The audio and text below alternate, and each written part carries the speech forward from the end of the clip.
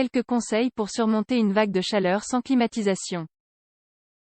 En cas de vague de chaleur, sans climatisation, la mise en pratique de mesures basiques vous protégera du choc thermique.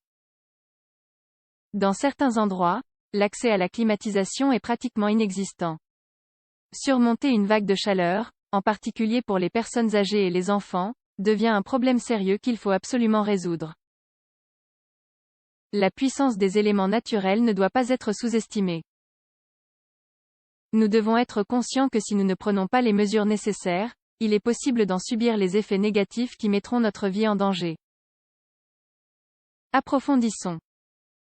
Comment une vague de chaleur peut-elle nous affecter? Afin d'identifier les effets de la chaleur, vous devez être attentif aux insolations, aux crampes, à la déshydratation et à l'aggravation des problèmes de santé que vous avez déjà. Une personne qui souffre d'un coup de chaleur présente les symptômes suivants.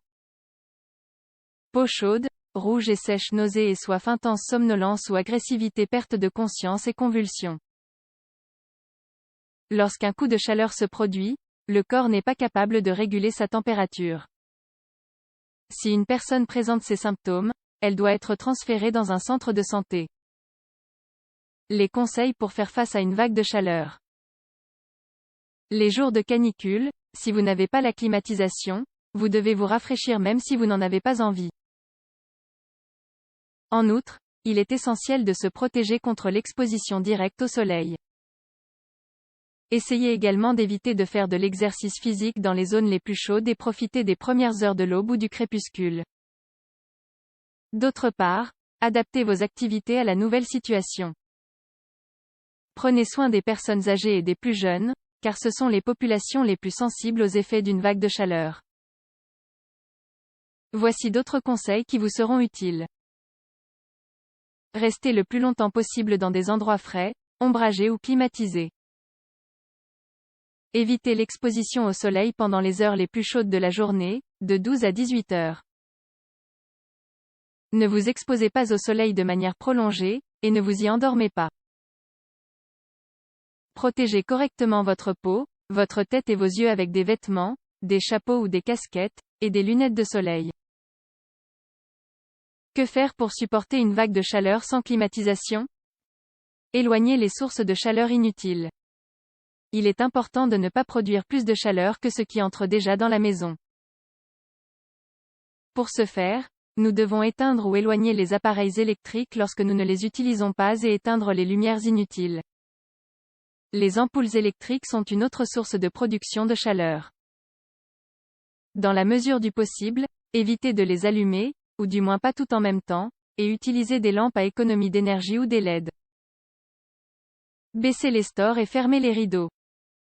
Si l'atmosphère dans la rue est fraîche tôt le matin, vous pouvez ouvrir les fenêtres pour renouveler l'air.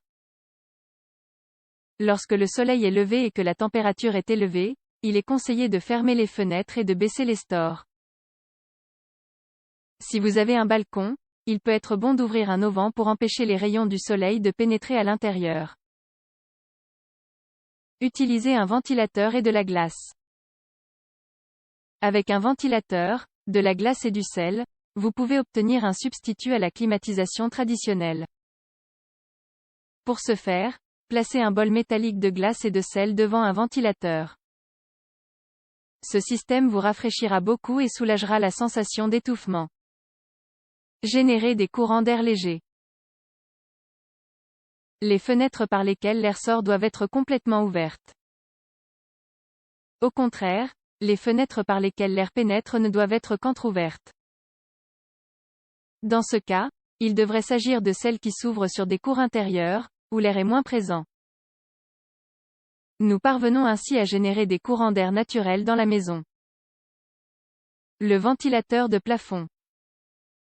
Les ventilateurs de plafond doivent être réglés avant et après l'été. Avec l'arrivée des mois les plus chauds, le ventilateur doit être programmé pour tourner dans le sens inverse des aiguilles d'une montre. Cela provoquera un flux d'air descendant pour refroidir la pièce. Réduisez l'humidité ambiante. Évitez de perdre du temps à cuisiner les repas en produisant de la chaleur et de la vapeur qui contribuent à une atmosphère étouffante. Optez pour des salades et des fruits, ainsi que pour un apport en eau constant.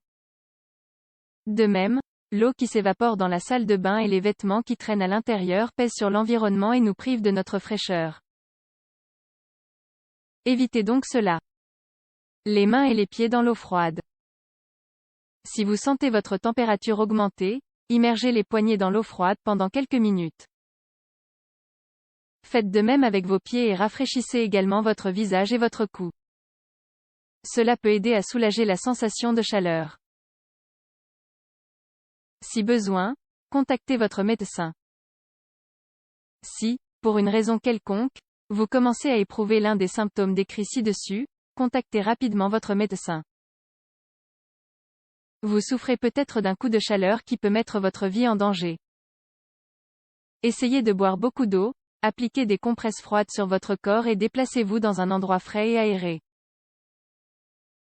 Demandez également à votre famille ou à vos amis de vous aider en attendant l'arrivée du médecin, ou bien de vous emmener à l'hôpital.